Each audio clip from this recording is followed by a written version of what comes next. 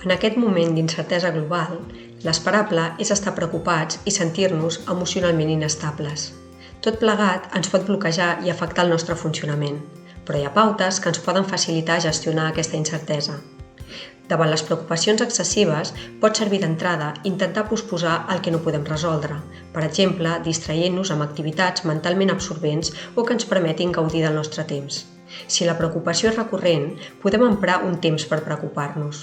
Per fer-ho, caldrà escollir un moment concret del dia, sempre el mateix, excepte abans d'anar a dormir, en el que l'objectiu sigui només preocupar-nos. Ara bé, fora d'aquest temps, que no pot sobrepassar la mitja hora, haurem d'apartar els neguits fins al dia següent.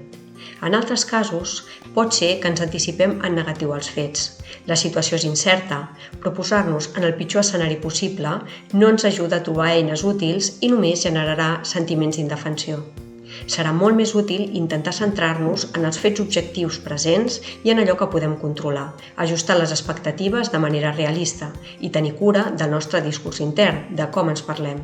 Fer servir autoinstruccions positives ens donarà forces. Espero que aquestes estratègies us puguin resultar d'utilitat.